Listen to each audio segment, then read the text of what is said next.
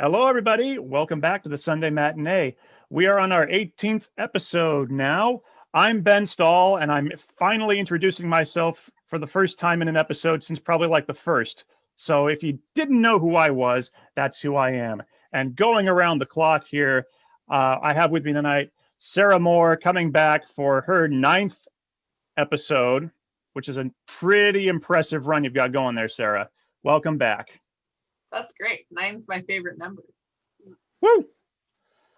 And continuing clockwise here, actually just had Sarah on the last episode along with Frank Roberts. So welcome back to Frank as well after just 2 weeks. Yeah, thank you. We'll try to keep it more consistent and not have these gigantor 3 month plus long gaps between guests. Joining me again for the first time this year is Gary Chambers. Gary, welcome back. Welcome to 2021. Hey, everybody. So let's see here. We're going to jump straight into the news here because there's quite a bit of it. To start off, last week was lots and lots and lots of new movie delays. Not terribly surprising given that we are coming up on a lot of release dates for these early spring films that we're just not going to be ready for, especially here in Washington, where cinemas are still closed everywhere. So the first big one was No Time to Die. The 007 film got delayed until October 8th, 2021. A semi-realistic release date, possibly, depending on how the vaccination rollout goes. So, yeah, fingers crossed on that one. It was originally supposed to release in April of 2020, got delayed to fall 2020, delayed until April this year, and hopefully this is going to be the last one. I think every Bond fan is just eager to see Daniel Craig's swan song. Following that, one day later, Sony released a slew of delays, including Cinderella, which I didn't even know they were making. Cinderella was supposed to release February 5th, will now release on July 16th. That could be a drive-in movie for us here in Washington, but I don't think we're going to be going to walk-ins anytime. Peter Rabbit, The Runaway, the sequel that I didn't think anyone wanted, but we're getting, was delayed from April 2nd to June 11th. Slightly even less realistic release. Also, let's be realistic. They should just get that one on streaming services in time for Easter because it's totally an Easter film. Now, two of the big ones here. Ghostbusters Afterlife, the long-awaited third film in the fourth if you count the female-led film from a few years back. But this one does pick up from where the first two leave off. It's been delayed from June 11th to November 11th. A pretty realistic release. That's about the time most of us have predicted that we might be getting back into cinemas. And finally, the so long delayed Uncharted film starring Tom Holland and Mark Wahlberg has been delayed from July 16th, 2021 to February 11th, 2022. That is my birthday. So fingers crossed that Sony can release one of the very rare, freshly reviewed video game adaptations just for me. But hey, guess what? That's not all that got delayed. Just the next day, Disney announced that they are moving the Kingsman prequel, The King's Man, from March 12th to August 20th. The Bob's Burgers film from Disney and 20th Century Studios has been delayed indefinitely. Paramount has delayed A Quiet Place Part 2 from April 23rd to September 17th. I'm really looking forward to this one. This was supposed to be, I think, a March release last year and one of the first films to get delayed. The first one was absolutely a great film. And then Sony had one more to delay. For the second time this month, Jared Leto's Morbius, the Spider-Man spinoff featuring one of Marvel's vampires, was delayed to January 21st, 2022, basically a year from now. So yeah, that's just fantastic. On the one hand, it sucks because a lot of these are movies that we all want to see. On the other hand, we want to see them on big screens. So Yeah, I get it. Sarah, I think you commented on my No Time to Die post saying, yes, that this is good because it is a realistic time in which to go see a James Bond movie. I, for one, yeah, am thrilled to potentially see a Bond movie in the theater. It kind of begs the question, though. We haven't heard from Disney yet on Black Widow, which is still set to release in May. So I am officially betting that Black Widow gets the Disney Plus release day and date with theaters, uh, because we're at a point right now where Disney can no longer really hold these films back while they're releasing their television programs, which are supposed to coincide with what's going on. But yeah, I'm betting Black Widow is a Disney Plus release and in theaters where people can go. Maybe we go see it at the drive-in. It's pretty good bet for May. So, what do y'all think? I know we're kind of beating a dead horse with this one, but Sarah, what do you think about movie delays? I mean, I think it makes sense at this point because I do think there's probably a much better chance that people might be able to get back into theaters safely this fall. If it, it seems like their prediction is that, they should be able to get a large amount of people vaccinated by sometime in the summer. So I would say probably at this point, putting stuff off till fall is like a much better bet on people being able to see it in the theater, or more people being able to see it in the theater. I don't, I feel kind of bummed if like Black Widow doesn't get to like be in the theater, because I feel like already we waited forever for them to even make that movie, because they were like just like put it off forever, and then for it to like be released on Disney Plus would definitely I want to see it too, and I would probably pay a premium charge to see that one that I didn't pay for Milan, but I would be a little irked. Like, I would rather go see that in the theater. That's a good point. It really does suck that of all the Marvel movies to really get hit hard first by this pandemic, it's the one that fans have been begging for since Iron Man 2, really, in 2010. We've been begging for this movie for over 10 years. Gary, what say you to movie delays? Well, the reality is that our lead actress here, from the time she went to film this picture to the time walking with a walker by the time the thing comes out in real life. So it's got to see the light of day sooner than later, because as you had alluded to, Ben, the MCU relies on the timed release of these pictures. And while in normal times, in the before times, the MCU was analogous to a skyscraper, and now it's analogous to a house of cards. And it could easily collapse under the weight of its own product. So we need to get this movie out there so that the subsequent releases of the TV shows and the following films can release in their appropriate order, so that it builds the larger story arc in Phase 4. Frank, what do you have to say about all these movie delays? Good, bad?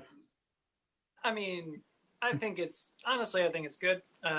Just hold it off, keep people out of the theaters while it's illegal and completely unsafe to be in theaters. And I don't mind waiting. And a lot of these movies just aren't really going to play on a small screen anyway. And so it's unfortunate where you got these big screen movies that kind of have to come out. And I think they're pushing out some smart ones, like the family movies, like Soul and such. But at the same time, I'm just kind of like, I'd be happy to wait for the actual theater experience when we can have that experience again. And like Sarah was saying, I think fall is not a horrifically unrealistic time, considering that at least in Washington, we have a vaccination timeline that might actually line up with that well enough that you could have theaters at some percent capacity realistically. So yeah, I think it's best to just hold off and sort of wait it out, really. Well, and while you were talking, Sarah, another thought came to mind is that I've said this before. I feel like movie studios have their finger on the pulse of this whole situation better than a lot of other industries, and in some cases, some government institutions. Like, for instance, we've been talking a lot in this state about teachers going back to classrooms soon. And if we're not ready to go back to the cinema, we shouldn't be going back to classrooms, which is even worse because at least at cinemas, um, you can potentially have a room full of responsible adults. In a classroom, you're just a room full of kids, and even if they're not trying to be irresponsible, they will inevitably become irresponsible because that's what kids do. So I I think schools are going to would potentially be a worse hotspot for spreading COVID than movie theaters. So thank you to movie studios for keeping us safe at the cost of the amazing products that you are trying to deliver to us. Oh yeah, let's hope we don't have to talk about this for too many more episodes. Let's get on to other news. Not more great news though. Due to the HBO Max deal with Warner Brothers, Christopher Nolan has stated that he is probably no longer willing to work with Warner Brothers, which is bad news for them because he has been one of their hottest directors for 18 years. His first film for the studio was Insomnia, and pretty much every film that he has made since has been released by Warner Brothers, including the Dark Knight trilogy, Inception, Dunkirk, and most recently, of course, Tenet. And that's a huge blow. Sarah, I'm gonna go to you first on this one, as you are, of course, the big Christopher Nolan fan here in the room. I'm 100% not surprised to hear that. And I don't blame Christopher Nolan for that at all. I guess I don't understand why. I understand why Warner Brothers might do these double releases in the short term, but I think I said this in a previous episode. I don't understand why they made it sound like this is like it going forward, because I don't agree that this is what they should do like from now on. I feel like it makes sense for right now, but when people can be in the theater again, I could totally understand why a director who specifically makes their films to be seen on the big screen would not want to make a film for a company that's releasing their films on streaming. Yeah. Here's some fun news. So in recent days, it's been rumored that Chris Evans is coming back to the MCU as Captain Steve Rogers. Whether or not that actually happens, it's kind of up in the air. But Anthony Mackie, who of course plays the Falcon, recently commented on that return, saying, quote, "Chris is my boy, so if they're getting the band back together, I'll be very happy with that." What does everyone think of Chris Evans coming back? And for me, on the one hand, I love the way they finished his arc at the end of Endgame. On the other hand, it would be fun to see him possibly come back as a mentor, the way Tony Stark was a mentor to Spider-Man. Or, my absolute dream would actually be if they just did a standalone movie with him returning all the Infinity Stones, because I imagine that has to be a really fun adventure that we all missed out on. Gary, you're a pretty big Marvel fan. What do you think of Chris Evans coming back? I draw from the comics, of course, and there's so much material to be mined. To bring Chris Evans back in his iconic role is a dream. I would love it. I don't think that there is enough of an ending. While the ending in Endgame was spectacular, especially in his story arc, there's a lot of comic book possibilities to go back in time and relive some of those moments that we haven't yet seen. We've seen some great stories. There's more to be told to fill out and flesh out that character. Just like we're doing with prequels with the Black Widow, we can do the same with Cap, and it wouldn't feel false at all, from my point of view.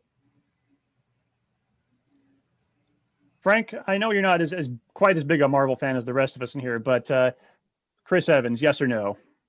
I love Chris Evans, and they clearly know what they're doing with him. I always enjoyed his portrayal as Captain America in each of the films that I saw him in.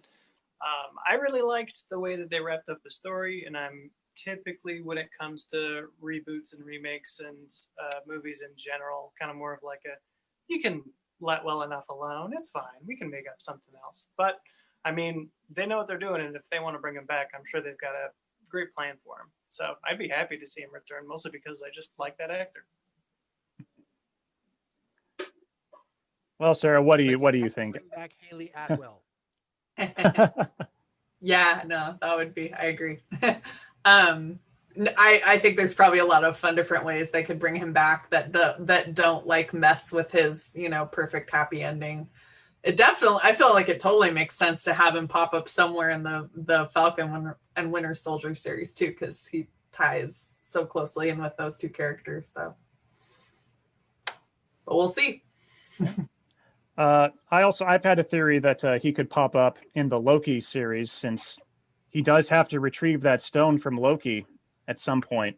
Well, and didn't Loki disguise himself as him in one of the movies? I can't remember which one. Oh yeah, Loki could always just be playing Loki. So that would be fun, because he obviously had a lot of fun doing that. And it'd be great to get Haley Atwell back as well. I've always actually thought it'd be fun to actually just do a standalone story as well that takes place sometime in between him becoming Captain America and the end of the first film, like just a standalone World War II film, because we only got one of those, and it's a great period to set those movies in. So that's some fun news. Here's hoping, and at least if he comes back, Anthony Mackie is game to work with him again, because they work so well together. On your left. All right. So in more Disney related news, Alan Tudyk has said that he is not going to be voicing K2SO in the first season of Andor, the Rogue One spinoff series for Disney Plus. Quote, "I'm going to be in the show. It's just that the story that Tony Gilroy is telling doesn't involve K2SO until later on. I can't be too specific, but I can definitely say that I'm not going to be in the first season." So there is hope. And I'm not surprised that he's not going to be showing up right away. I would imagine that part of the story, maybe in season 2, is going to be Cassian Andor finding K2SO and reprogramming him, and that could be a really fun arc. So yeah, I think we all like Alan Tudyk here, because I imagine we've all got to be Firefly fans in this group, and he is just. Tom Holland and Timothée Chalamet are being eyed to play young Willy Wonka in the prequel film Wonka. And that is all I know about that. I just find it very interesting. It's not slated to release until 2023, so really anything could happen by then. My question is it going to be a prequel to the Gene Wilder film or a prequel to the Johnny Depp film? Again, we don't know. I'll ask this question to the group. Would you rather see a prequel to Gene Wilder or to Johnny Depp? Floor's open for this one. I'm of an age where I have to say Gene Wilder. I also thought that the creep factor for the Willy Wonka or the Charlie and the Chocolate Factory was so off the charts that it's a film that practically alienates its viewer. There are those that will dissent and think it's fun, and yes, there's a lot of good things about it. It's a true Tim Burton film through and through, but it tends to color the original material a little bit more than I would like, and maybe that's just nostalgia on my part, because going back to the early 70s, I saw Willy Wonka in its first release, and I was just a child, and then I saw it again as an adult, realizing how dark it is, and really being able to fuse the literature with the picture. So to see a prequel, to me, it needs to be the Gene Wilder version rather than the Johnny Depp. Yeah, I personally have never seen the Tim Burton version, simply because I love the Gene Wilder version so much. And I was like, I don't know, this doesn't look like my kind of speed. So I might skip it regardless of what era they go with or what timeline they go with. But I mean, Tom Holland and Timothée Chalamet are both very talented actors, and I've liked them in a lot of stuff. So, I mean, whichever they want to go with. I mean, yeah, I don't really have a dog in that race personally. I would say the same. I love the Gene Wilder version. Never seen the Tim Burton Johnny Depp version, because I felt like, again, I didn't need to. I will say, though, if Tom Holland ends up getting it, it would support the theory that Tom Holland is basically in everything. I Um, feel like the Tim Burton one had its own built-in backstory for Willy Wonka, so I don't think it makes sense to do a prequel to that one. I think it's. I personally, well, I'm not a huge Willy Wonka fan of any of the versions, but I think it should just be its own thing and not try to be a prequel to. Maybe it should try to be a prequel to the book. all right, so we're going to move on to the last bit of news, and this is a literally this happened today news. The Godzilla versus Kong trailer launched this morning, and boy, is that a doozy! Lots of monster action. Kyle Chandler and Millie Bobby Brown are back from the last film. We've got a bunch of new characters. So many new characters shown off in the new trailer that it's kind of probably be a little bit confusing. There may be some character overload going on in this film. But some great Easter eggs for Godzilla fans. I'm going to give a little spoiler alert right now. You may want to cover your ears if you're listening, because if you want to go into this blind, you three unfortunately don't get to go into it blind. My favorite Easter egg is there's one shot where in the background you can see on a monitor what looks like probably Mecha Godzilla. So, but they don't flat out tell you in the trailer if he's going to show up, but that'd be pretty cool. And also, like, there's been some serious rumors that Kong and Godzilla are gonna meet and fight, and then end up teaming up to fight something else. And they really teased that at the end of the last film with Charles Dance, everyone's favorite Lannister, who was the villain in the last Godzilla film, recovered one of the severed heads of King Ghidorah. So we may be seeing a King Ghidorah or a Mecha King Ghidorah. I don't know. They really didn't it was just a cool trailer, I'll say that. Just getting to see them wail on each other for a few seconds was great. But I'm going to shut up about that. We're going to be doing a whole month-long series of episodes just on Godzilla because that is going to be the biggest film of March. And that is the news for the week. I want to do a fun little segment before we get into the main topic because I think it was in the second episode, Sarah, you and we talked about our favorite films from 2010 because we were talking about 10-year anniversaries. So I want to talk about what were some of our favorite films from 2011 now that we are 10 years away from that. And also because there's really still not a lot of cool stuff to talk about for 2021 yet. Sarah, you and I actually saw quite a few movies together in 2011. That was the year we did Richard III, and we were hanging out a lot. So what are some of your favorite movies from back in the Richard III days? I had to look them up because I can remember. or past it. That was the summer. There were some great winter movies then too. Really good winter movies. In looking them up, the one that definitely jumped out at me was Cabin in the Woods because I love that movie. That was you know what? I think that was got its a limited release in 2011, but it didn't get a wide release until 2012. Ah. I remember because it came out weeks before the Avengers came out. That's when I saw it. But yeah, I think you're right. I think it did get a limited release, probably I saw it in the winter, but I feel like it must have gotten a limited release for some sort of horror festival. It had to have. The other one that's not a movie that jumped out at me was Game of Thrones, started in 2011. Oh yeah. That's true. We actually saw the first episode together. Yeah, what a great start to what would ultimately become probably a 6 or 7 series overall.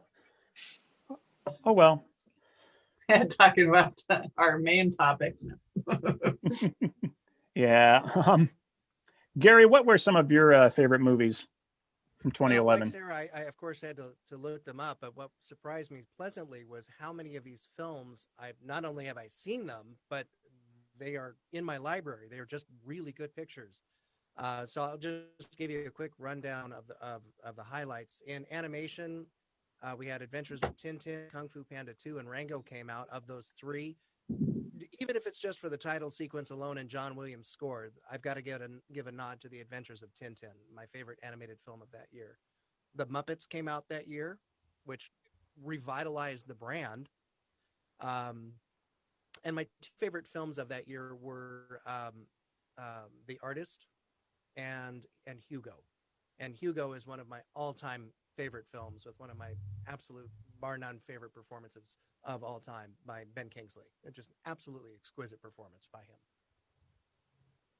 That's a great film, Gary, and I actually got a few on my list that'll cross over as well. But first, Frank, 2011. Yeah, I had to also go to IMDb and type in 2011 because I was like, I don't even know what came out. But I was surprised to see Midnight in Paris came out that year. Chicken with Plums, also a fantastic movie.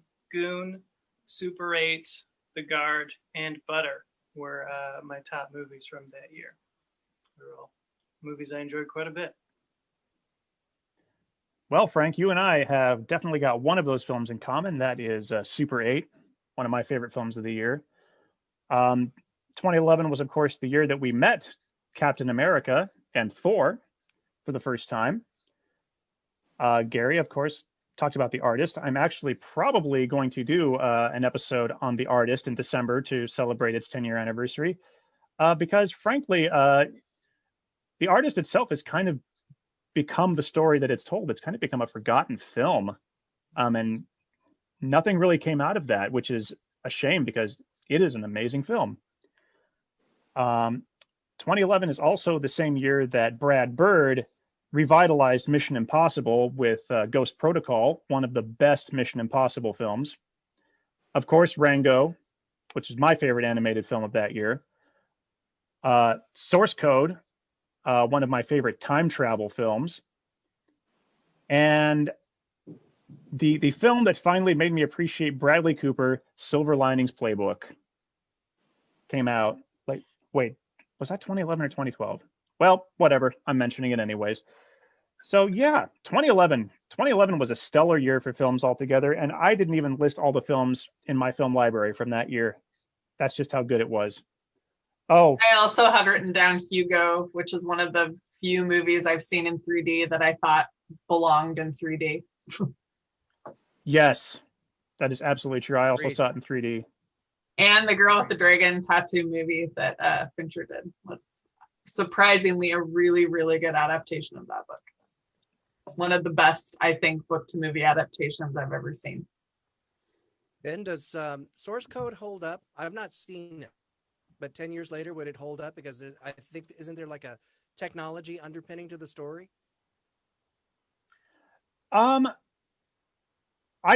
It's definitely, I mean, like any time travel story, you know, it definitely kind of falls apart if you think about it logically. But Jake Gyllenhaal gives such a good performance. It also has Vera Farmiga and Jeffrey Wright giving some really good. You can't go wrong with Jeffrey Wright. No, Westworld, right? Yeah. So yeah, I think it's definitely worth at least a watch, and it's from Duncan Jones, who directed Moon way back in 2009. It was his second film. So yeah, 2011, good year. I feel really bad. I mentioned Drive, one of my favorite Ryan Gosling films, was a absolutely fabulous film from 2011.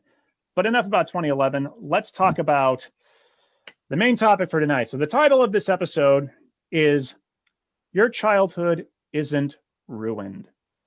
Why pick that title? Because that is sort of the go-to phrase for people when they are disappointed. No, disappointed isn't strong enough a word. When they are just absolutely furious with the direction that a film franchise is going. They didn't make the exact movie I wanted. They didn't read my mind. Yep. So we all have opinions about movies. We all have opinions about all kinds of art. And the great thing about movies is it's supposed to be one of those things where we can have different opinions about it. You can love a movie. You can hate a movie. You know, this isn't politics. You're allowed to have different opinions. I guess you're allowed to have different opinions about politics, but we've just spent an entire 4 years about what you can't have different opinions on. Which are facts. You can't have different which are opinions. facts. But yeah, so So everyone out there tonight, you are allowed to love a movie, you're allowed to hate a movie, you're allowed to stand somewhere in between. Please let other people love the movies they love. Please let other people hate the movies they hate. Please criticize films. Don't if someone's opinion is racist, misogynistic, sexist, anything that's promoting toxicity, if they love a film because it's one of those things, then we have a problem. But thankfully, most filmmakers don't go out making films with that intent. But we can twist them that way. We really can. It sucks. So, when did we all first encounter toxic fandom? Did you realize what it was at the time? For me, it was 1999 with the release of the very long-awaited Star Wars Episode 1, The Phantom Menace. Up until that time, like there's still, there really wasn't a franchise in 1999 that was as big as Star Wars. You still had James Bond, which had been going on for a long time. You had Godzilla, but like Star Wars fans suddenly that year became ludicrously vocal because we were all disappointed. Unless you were a little kid. I was pretty young, and the first few times I saw The Phantom Menace, I enjoyed it. And then I started realizing that, oh wait, the 5 minutes of this movie that I enjoy are 2 hours in, and you have to deal with Jar Jar Binks and little Anakin Skywalker before you get to all the cool lightsaber fights. Everything that was cool about the trailer, you had to wait for, and the pod racing was pretty cool too. But I didn't realize that what people were saying at the time was toxic, because there really wasn't that kind of vocal toxic fandom yet. The internet was still kind of a new thing. We didn't have social media yet. But this was the first time you'd see videos of people just really, really ripping into a film and just tearing down these actors and George Lucas. So that was my first experience. Even though I didn't quite grasp just how bad it was at the time, what people were saying about this film. Gary, I'm going to go to you first because, I'm going to play this card here. You're the only one among us who, has had the opportunity to see all the Star Wars films in the theater when they were originally released.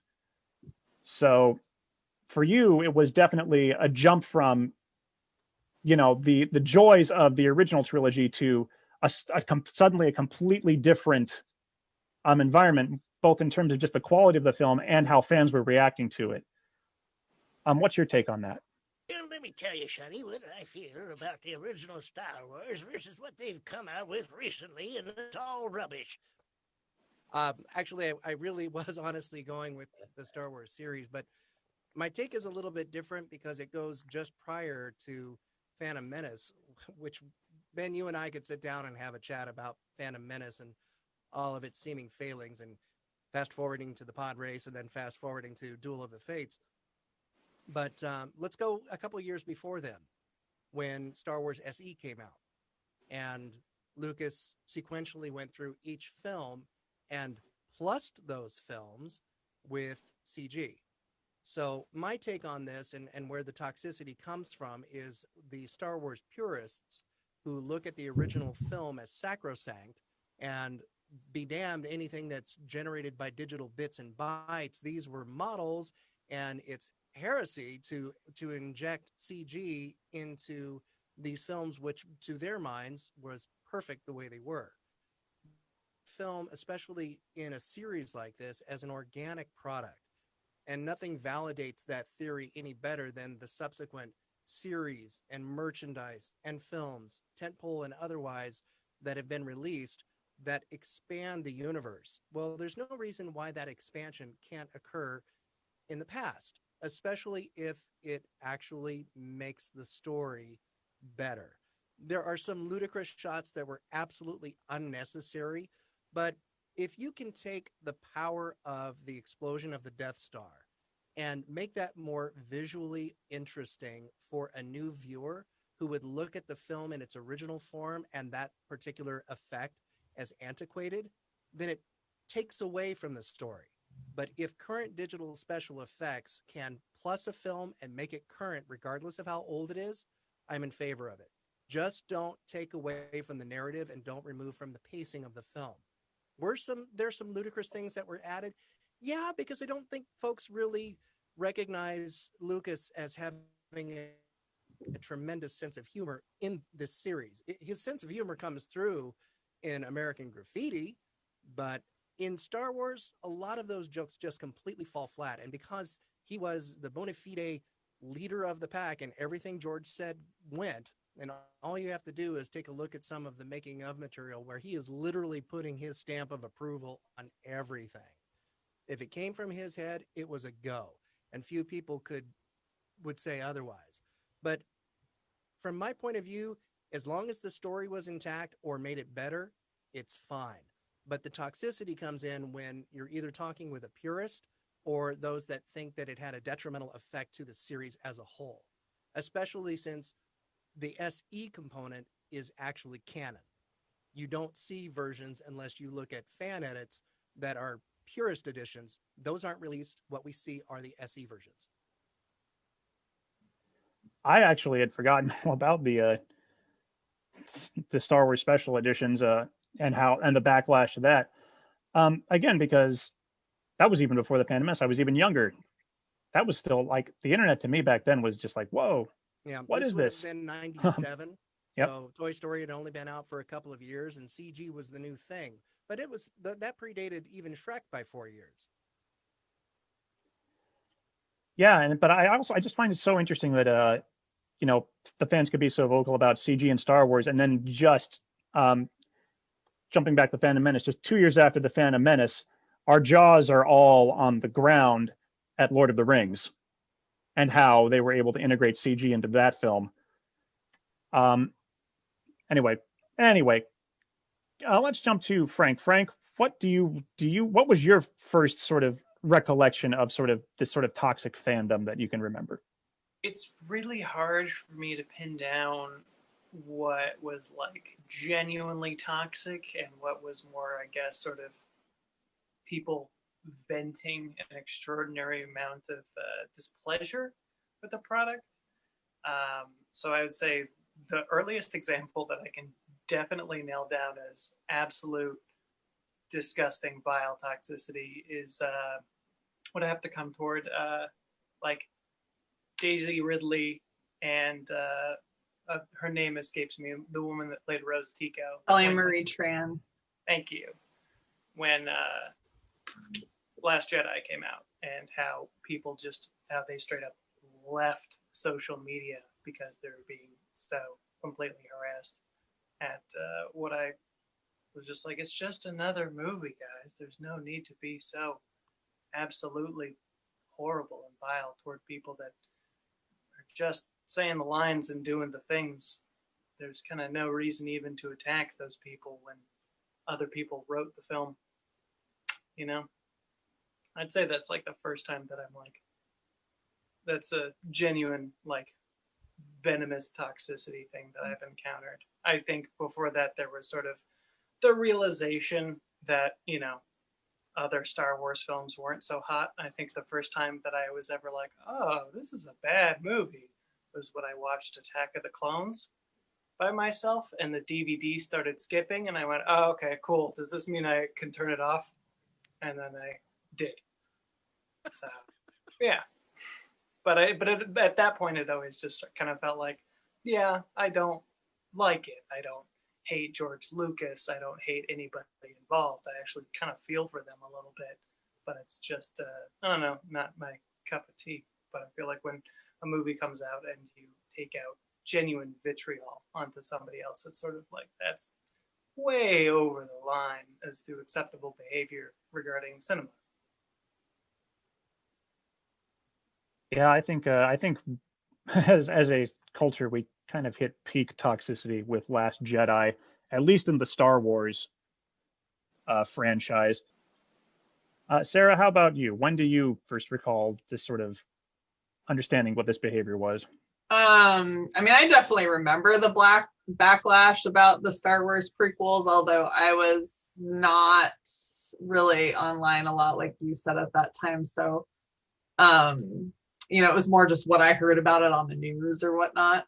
And I feel like I saw, I had seen Star Wars as a kid. I wasn't like, so, my Star Wars, like, and I enjoyed the Phantom Menace parts of it. I think there's some good parts in it, but there's definitely some clunky parts in it too.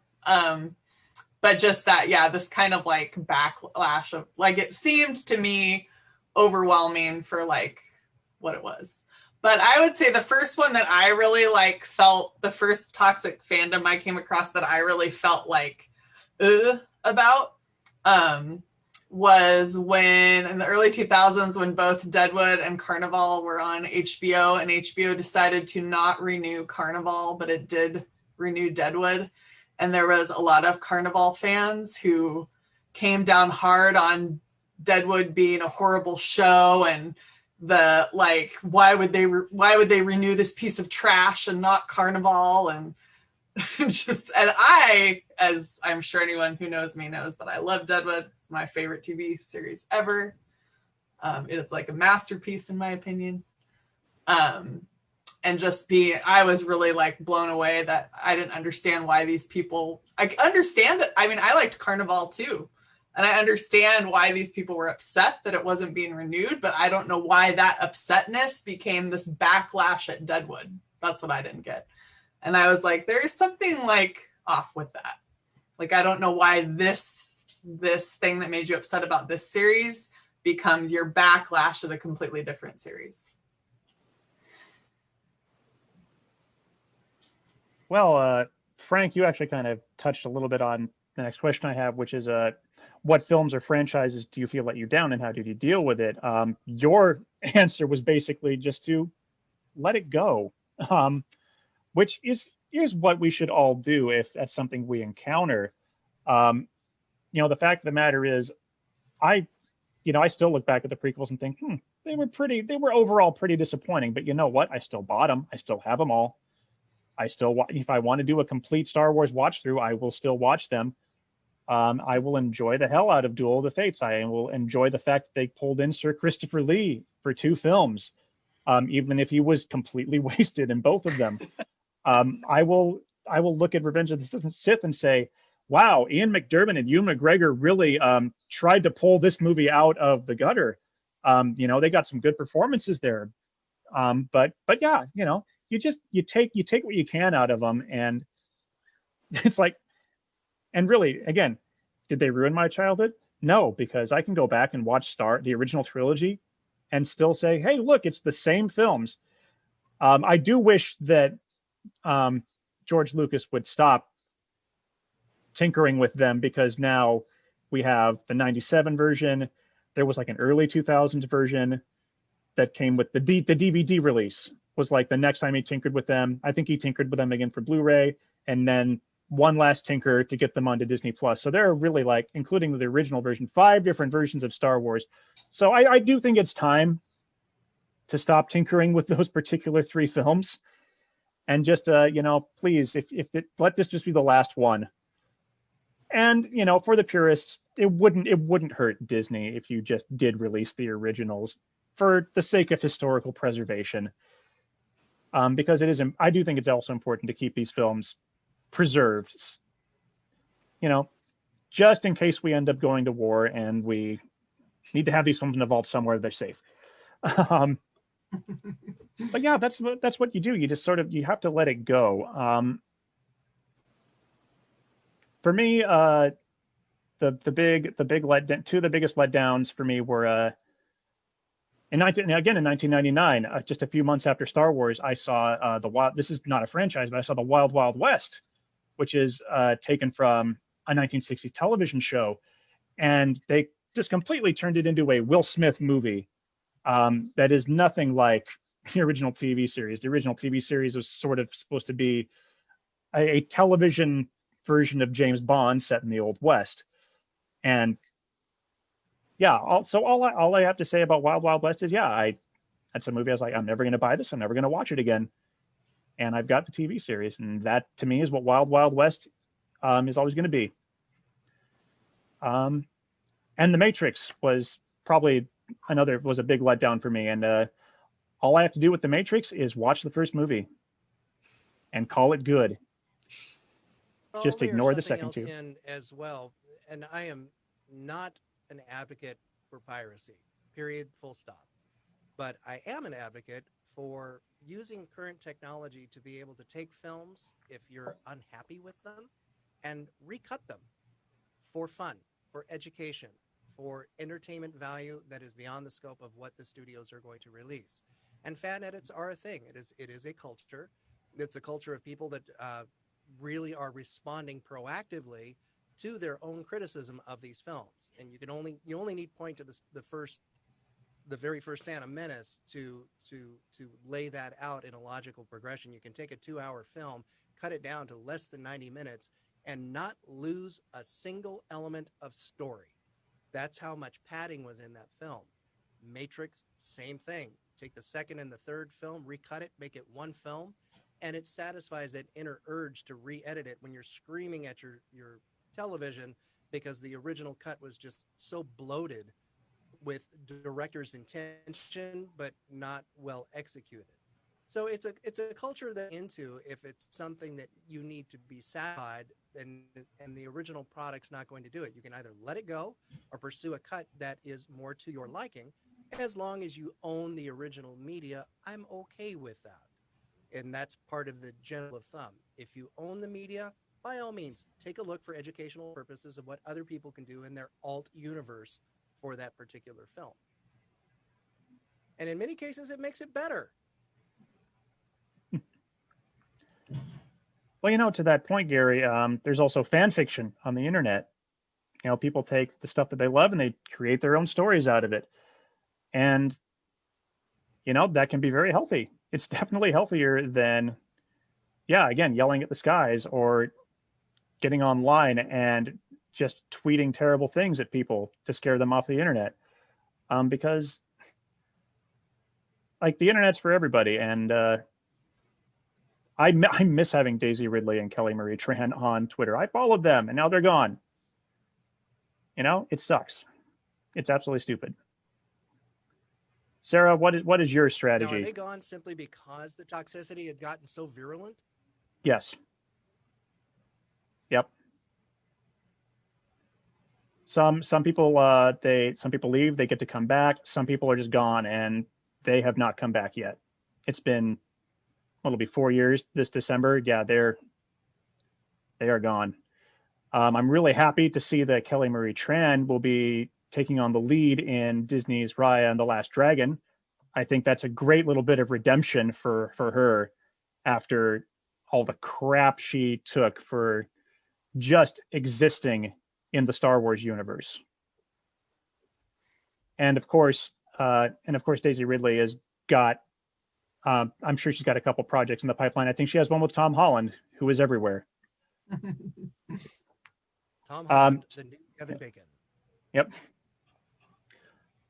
So Sarah, what is your strategy when you are disappointed? My strategy is I don't know, I just move on to another. I wouldn't say I really have a strategy. I'm very much it sucks that wasn't as good as I was hoping, but there's a lot of other good stuff out there. So I don't know, I don't find that I get really hung up on thinking a series has to progress a certain way. I'm always kind of feel more I'm excited to see what they bring forth, and maybe it won't be something I love, but it's that director or that writer's they're the one creating it. So I don't get a say in what happens, but I think I just kind of, maybe I feel upset for a little bit, but I let it go, move on to something else. And again, it's okay to feel upset with a film, to be disappointed with it. I will not be shy with the films I'm disappointed with. Absolutely. I usually just try to put a humorous spin on it, though, as best I possibly can. We all here are very well aware of how much I don't like Zack Snyder films. So That's just me saying that is basically a running joke on this show. And You're not and Michael alone in Bay. And definitely Michael Bay. So like it's okay to pick out that director and say, I'm not a fan of your work. But at the same time, I'm also not getting online to yell at you. If people want to keep seeing your movies, go ahead. Let them keep seeing your movies. I just won't. Michael, we need more explosions, Bay. Well, and it's not even that, Gary. Someone, I can't remember where I saw this. It was a long time ago, but someone said, he's, his movies aren't mistakes. He's very, very well aware of the films that he is making, and what audience he is going for. That audience just doesn't happen to be us. It happens to be those people who like seeing giant. Well, and here's the thing. I would love to see a fun film of giant robots wailing on each other, but I don't want the robots to have giant iron testicles. For those of us who saw Transformers, was it Revenge of the Fallen? That was a mistake. That's 2 hours of my life I'll never get back. But and yes, that's the thing that happened in that movie. But we know a good Transformers film can be made, Bumblebee. It just I can't need to be see that. directed by Michael Bay. Yep. Oh, if you've not seen Bumblebee, that's got to get on your list immediately. Bring a hanky. Because that's Travis Knight, right? The Leica director directed that one, I believe. I believe. I'm pretty sure he directed it. And the minute I knew that, I was like, I may actually want to see this, and still haven't. Just because the Transformers films have just left that sour taste in my mouth for so long. It's a complete reboot of the series, and it's one of those where the fans may have been so disappointed in The Last Night, hesitant to see Bumblebee, and then all of a sudden they realize this is a very different film. See, sometimes good things come out of weird stuff. Out of tragedy. That's a great way to put it. So we've kind of touched a little bit on this earlier, but I want to talk about the difference between criticism and toxicity. And I think we've actually been nailing it. Again, for me, I criticize things because I want to like them, or I do like them, but there's things about it that I have to nitpick because they may be inconsistent with the story, or that special effect may just be bad. That one you can't get away with sometimes. Die Another Day. We'll use this as an example. Not a very good Bond film, and I absolutely, every time I watch it, I can't get over the fact that one, he parasurfs on a glacier, but even if that, like, it makes it all the worse that it is one of the worst special effects I've ever seen. There's a talk about a series that doesn't need CG injected into its films super heavily, and that is James Bond. There's a reason that 4 years later we came back with a gritty, realistic reboot that was inspired by the books. So yeah, it's just sometimes you got to nitpick, but just don't try to drag people down, and don't try to drag your friends down who like these movies either. It's not worth fighting over. It really isn't. That's my 2 cents on it. Criticism is about the film, and that can inspire civil discourse, whereas toxicity is about the person that's criticizing the film. Don't criticize the person. You can criticize what they're saying, and that's part of the debate, and that's fine. That can be healthy, but don't cut somebody low just because they have an opinion. So do you. I think you just hit the nail on the head there. Sarah, what for you defines that difference between the criticism and the toxicity? I think it's along the lines of what you were saying. I too love to criticize films that I don't like or that disappoint me. I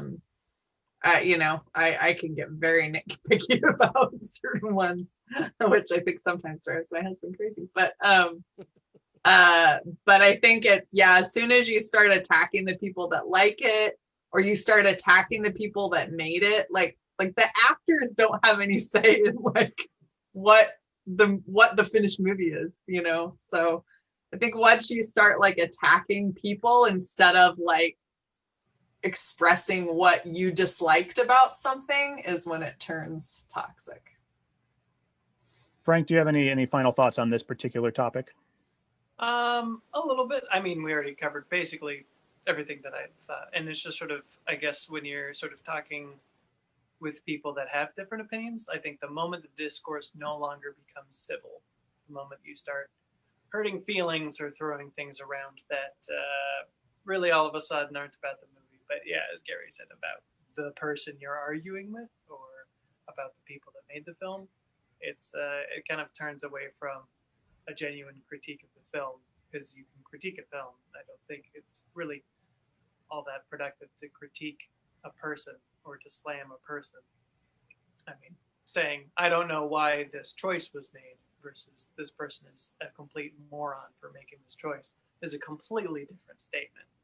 And sticking to the former rather than the latter, I think, is something to, like, a guideline for keeping your displeasure with a film critical rather than toxic. Well, we kind of opened this topic with Star Wars, and I'm going to circle back to it because I have this weird theory as to why Star Wars fans, whether it's toxic or just incredibly vocal with their displeasure, why they seem to be the loudest among the fandoms. So, of course, Star Wars came out in 1977, and we had across 6 years, ended up getting 3 films. It took almost 16 years between Jedi and Phantom Menace. So it was a 16-year gap between films. So, as we pointed out, the technology that we use to tell stories on film had changed significantly in that time. And so we had some CG heavy stuff going on in the prequel trilogy. But even after the prequel trilogy was done, we then had a 10-year gap in between Revenge of the Sith and The Force Awakens, in which the only content that really filled that void wasn't film. It was in video games and in books and in comics, but it wasn't in film. We didn't. I guess we did have the Clone Wars TV series. We did have that, and I think maybe Rebels may have been around before Force Awakens, but I'm not sure. But there were no films. So Star Wars, there's this just huge gap that has to be covered. Whereas other franchises, other long-running franchises, I should say, don't necessarily have that gap.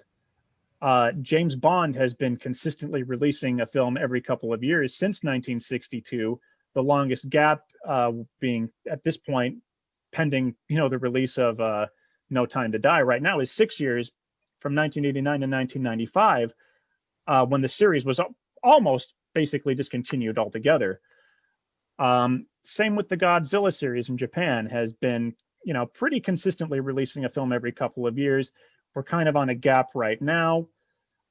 Short form franchises like Harry Potter, in between 2001 and was 2010 the release of the 2011. Actually, that was a 2011 movie we saw. Was the last Harry Potter movie.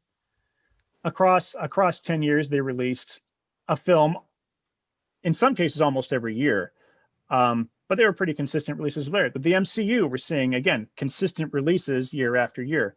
My point is, with these series, even if you weren't alive to see them from the beginning, are series that you can see evolve over the course of time and see how technology has changed the way that the stories are told, or how you can sort of see the gradual shift in the direction that the series might be going.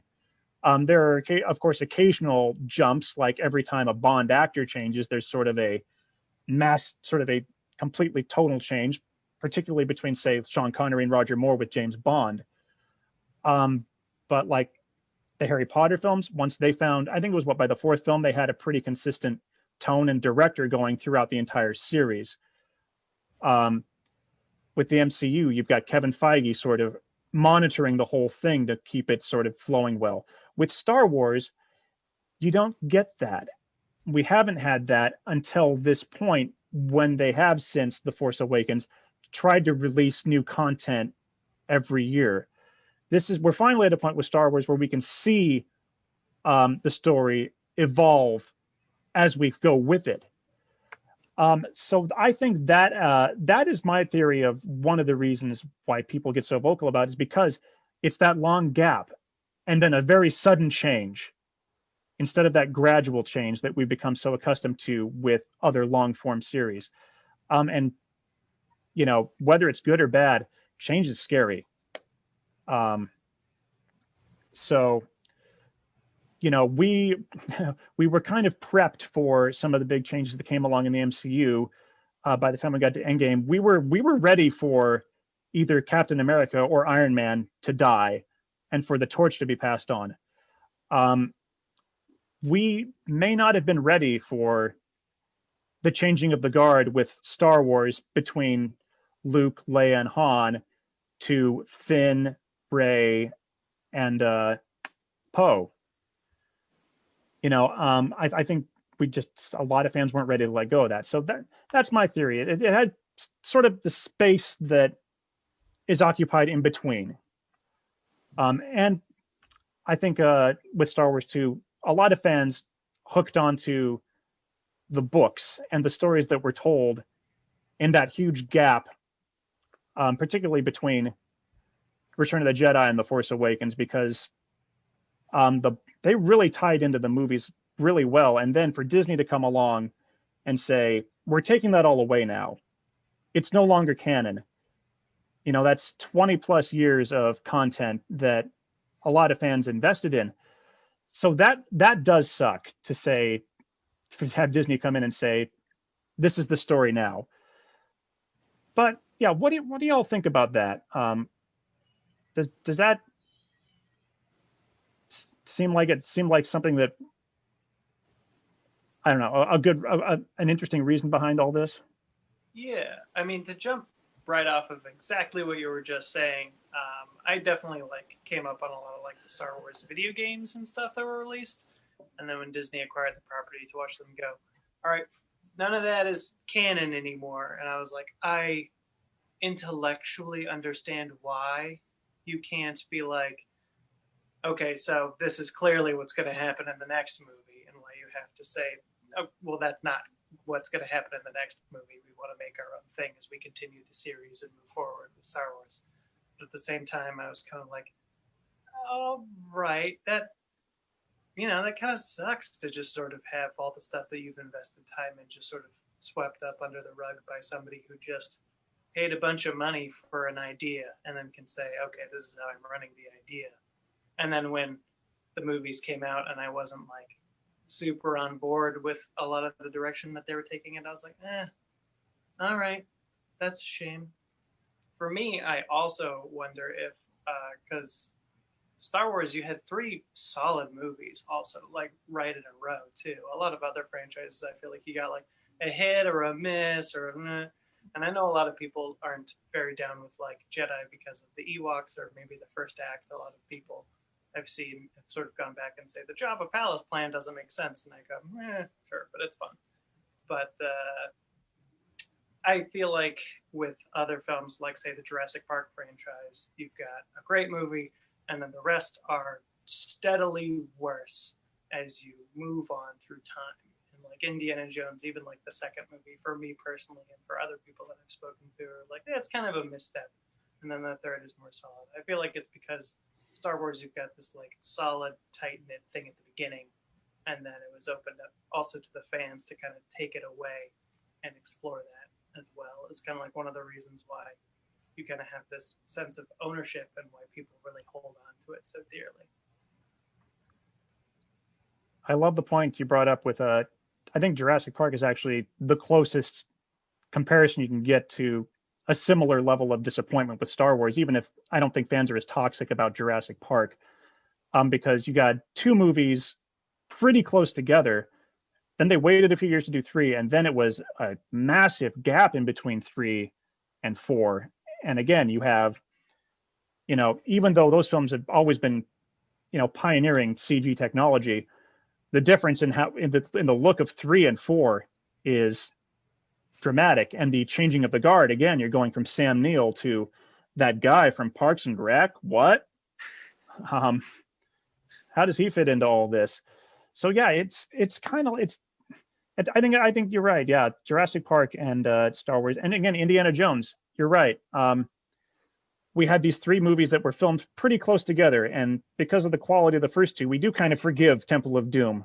It's a flawed film, but we find it fun. But we waited so long to get to Crystal Skull that by the time Crystal Skull was out, it was like, oh, a disappointing film in the Indiana Jones film series doesn't work anymore. Because we forgive the disappointing films in these long-running franchises where they have been consistently releasing films. We don't get super duper crazy about Thor: The Dark World. Oh, that's just the worst movies. That's it. No, it's just a film that's not as highly regarded as other Marvel movies. I can't stand Diamonds Are Forever, but guess what? There are 20 plus other James Bond films, that it's just like when you have a long running film franchise, a few duds, make it feel like it's not so bad. And that's another problem with Star Wars is it's technically only 9 films. And when you have very few films, having one or two duds is like, oh no, it's like, oh, it's starting to drag the series down. So yeah, you make a very good point there. And you're absolutely right about Jurassic Park. The first one's a masterpiece, and they've been I liked Fallen Kingdom, but nothing's ever going to beat the first film, ever. We've blurred the lines in media. Tentpole films and television, they seem to run in concert with each other, especially when we're talking about canon and Star Wars. It's just, we've gone from Star Wars in 1977 to The Mandalorian 2019, 2020, huge hits both, and yet they occupy the same universe. And we're going to expand on that dramatically even more so. So let me give a bit of a counterpoint to the argument of a gap in between by going into Doctor Who fandom. Doctor Who fans have been with the series since 1963, and there was a huge gap between 1989 with the 7th Doctor, Sylvester McCoy, until the reboot of the series in 2005. Yes, fans, I do know Paul McGann was in there, but it was one movie. Acknowledged. But when the series rebooted, it was hugely successful. But ask any Doctor Who fan who their favorite Doctor is, and you're going to get 13 different answers. But the series is successfully able to evolve because of change. With the Russell T Davies taking over the show in 2005, then Stephen Moffat taking the helm, and now Chris Chibnall.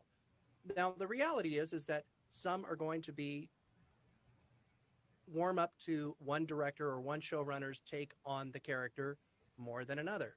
Therefore, you have favorite doctors and you have favorite directors or showrunners, the way they call it in the UK. And that's fine. My doctor happens to be Matt Smith. It doesn't matter that there was this enormous gap because the property is so well regarded.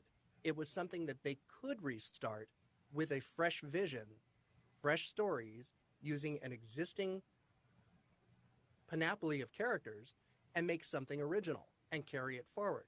Are there still critics? Sure. Are there still very passionate people that will criticize? Absolutely. But the property is vibrant and alive because of fresh blood. Take that into Star Wars or Jurassic Park or even Transformers now with the previously aforementioned Bumblebee. That may revitalize the series because it's a different vision. Those different visions can actually become canon and actually carry the story forward in its broader arc. However, Doctor Who had its own very toxic reaction to casting a woman as Doctor Who. Yes, they did. I wasn't one of them, but yeah, and that's exactly what I'm referring to. You can critique. There's a widely accepted criticism of Chris Chibnall as being the current showrunner versus Stephen Moffat, who preceded him. And they're saying that the stories, they're just not as good. There are some who will say, although they are a minority, that they like the character. They like the direction that the Doctor is going. but it's something that you can reset. Even if ratings are down and there's widespread criticism, you can reboot the series without completely destroying it. It can go on. And film's no different. You can continue the series if you inject it with fresh vision, which I think J.J. Abrams did. Don't you? I would agree that The Force Awakens was a good start to a trilogy. The problem being that they their intention seemed to be to give three different directors a chance to tell their story. Unfortunately, they did not know what that overarching story was supposed to be. Whereas George Lucas, bless his heart, he knew what his trilogy was for the original. And as bad as some of the storytelling is for the prequels, George Lucas knew what that overarching trilogy was. And once toxic fans really ripped into The Last Jedi, unfortunately, that kind of forced Lucasfilm to say, we need to step back, bring back J.J. Abrams because people love The Force Awakens, and give these toxic fans what they want. And unfortunately, that Give the resulted fans in what they want. Yep, they did. It was a fan service film. And they've said they didn't sort of realize it when they were filming, but one of the valid criticisms of Rise of Skywalker was, what happened to Rose? Why was she relegated to being this tertiary character who does almost nothing? And the filmmaker said, we didn't even realize we had done that. That was the only thing that really bothered me in that movie, because it did feel, watching it, like they dropped her because people didn't like her character, and that was like a little disturbing to me. I'm going to be devil's advocate. I enjoyed The Force Awakens. I have never been as riveted watching a Star Wars movie as I was watching The Last Jedi. Now, I am not super, I like Star Wars, but I don't feel ownership over it. I wasn't like that big of a fan. So maybe the fact that, I get that maybe it's not a good Star Wars movie, but as a movie in and of itself, I was riveted. I thought it was an amazing movie as a movie on its own. And I really don't, I get people being disappointed. I really don't understand the super, super toxic reaction to that movie. I don't think there's anything in that movie that necessitates that toxic of a reaction, especially to the point where Daisy Ridley and Kelly Marie Tran are leaving Twitter. Like, there is nothing that horrible in there. No, nor I think is there anything that horrible in pretty much any film. I don't think anything necessitates that behavior. I don't think anything can sort of be the precursor to you being that terrible to people. As much as the movie was a bit of a disappointment to me as well, I definitely agree with you still. I was like, I did not see that backlash coming. It seemed very out of nowhere for me as well. It's a million times better than even like Attack of the Clones. And that didn't have that bad of a reaction. Well, I'll just go on the record here, and yeah, I'll play a little devil's advocate too. I do like The Last Jedi. I think it's a mixed bag. I think that where Bryan Johnson wanted to go with Rey's story is brilliant, and with Kylo Ren, it was brilliant. I do think that poor John Boyega, got the short end of the stick in that film, and then again in Rise of Skywalker in particular, because the whole Canto Bight casino I thought was just a little ridiculous, and most of the humor in The Last Jedi to me falls flat. I think Mark Hamill pulls off the humor in that film better than anyone, because what he's doing is realistic to the character, and playing with people's expectations. And because his character was not what we expected, it's hilarious to me. But John Boyega running around in a med suit that is leaking is not funny to me, while they're all, oh, we're in emergency mode. And it's like, oh, this feels like a George Lucas prequel joke. All right, who's going to step in poop this time? Anytime someone sits down and says, I am lambasting this show because, or this film for this and that and the other reason, especially the Star Wars canon, I'd like to metaphorically tie them into a chair and make them watch Tommy Wiseau's The Room and let them see what a really bad film is. Because Star Wars is different levels of good to great. There's a lot to like in every one of these films. Find that instead. Yeah, I mean, there's some clunky stuff in the original trilogy. There's some clunky dialogue. There's some clunky acting. Like, what was it that Carrie said? It was George can write this stuff, but you can't say it, and that's some of the clunk, right? Yeah, there's a reason that Alec Guinness didn't want to do 2 more films. There's a reason that there's a reason that Harrison Ford wanted to die in Empire Strikes Back. Like, it wasn't for him. Died. Huh? He still says he should have died, that the character should have died. But he got his wish. Got his wish all these years later. And a lot of money. Yep. All right. So that's been a very, I said it before on Facebook. I thought this was going to be an interesting conversation, and damn, it sure was. Thank you all for joining me on this little chat. Does anyone have any closing thoughts on this, what we've been talking about? Be kind to one another. Criticize the film, not the person critiquing it. I think if you really have a huge problem with the way a story went to the point that you need to like bash everybody that likes it, why don't you just go write your own story? And go write your own trilogy, and you can have whatever you want to happen. Yeah, absolutely. And look to the things that you even love in media rather than things you hate in it. And write toward something more positive, or work toward something more positive. Oh, Gary, I do have one counterpoint. Now, I can't believe I didn't think of this earlier. One counterpoint to what you said about the special edition Star Wars films earlier.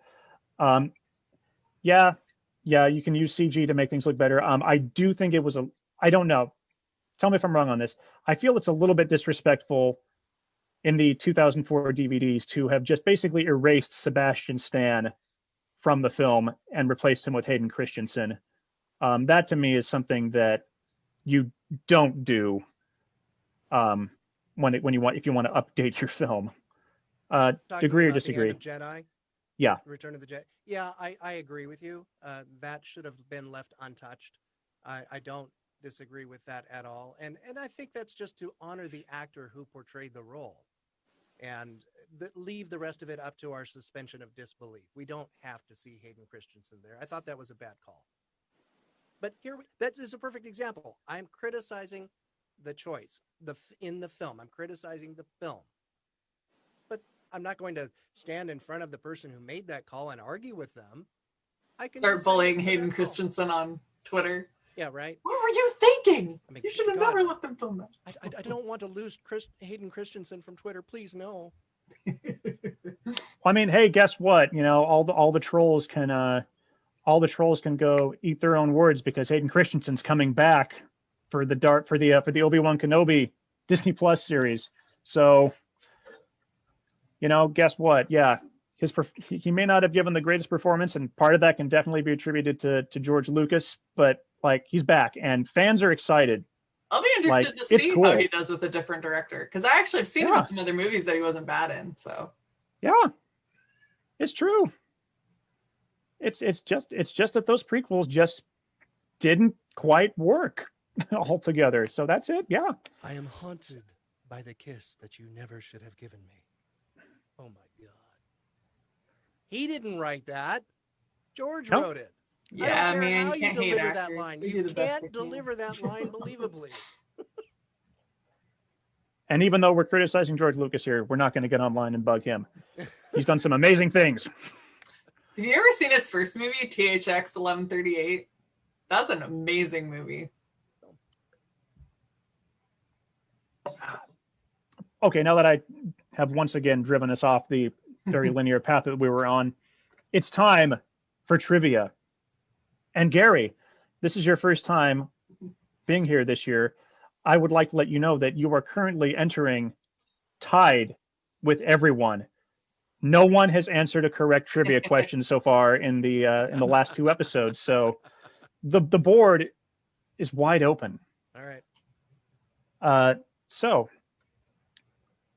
the question tonight is about a 2011 film. Because again, we have no 2021 trivia to go off of right now. So 2011 saw the release of the highly anticipated Cowboys and Aliens, starring Daniel Craig and Harrison Ford. Now, Daniel Craig was not the original choice to portray outlaw Jake Lonergan. Which actor was originally cast in the role of Jake Lonergan in 2011's Cowboys and Aliens?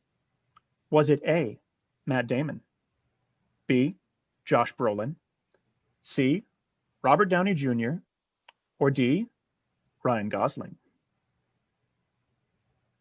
Does anyone actually know this? No one knows, so we're all taking a guess. All right then. Sarah, I'm going to pass it to you first. I'm going to guess Matt Damon. All right, Frank, who do you think? I gotta say Matt Damon as well. Gary? Oh.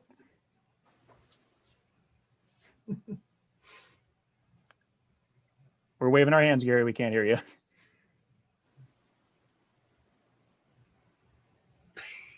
Oh, man.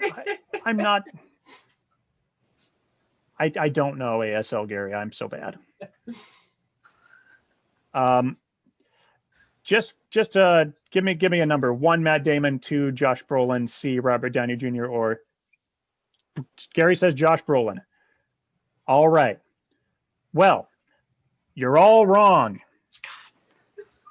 So, Cowboys and Aliens was directed by Iron Man director Jon Favreau, who, of course, wanted to bring in his big star, Robert Downey Jr.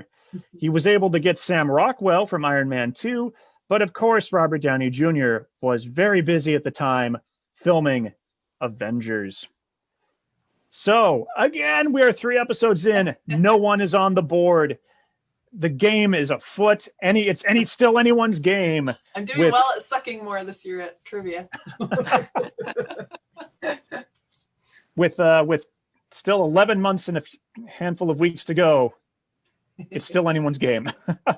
All right, that's been our episode for what is today, January 24th, 2021. Thank you for watching. Remember, you can find us on Facebook.com/truthinfilm, on Twitter @Sunday_matinee, and of course, here on YouTube. Please like, subscribe, tell your friends. If you don't like it, tell your enemies. Also, check out the blog at wordpress.com/truthinfilm. I'm hoping to get a review of Soul up on there and possibly even of Tenet. Next week, we currently are looking at doing an episode about the hilarious comedy Groundhog Day, because we will, in fact, be 2 days away from Groundhog Day next Sunday evening. So check that out. And we're also going to have a ton of Godzilla-centric episodes coming up in March in anticipation of the release of Godzilla vs. Kong. All right. So Sarah, Frank, Gary, thank you as always for joining me this evening. To all of you out there, have a good evening. Stay masked. We want to get back into theaters and we want to get back into each other's lives. So stay safe, everyone. Have a good night.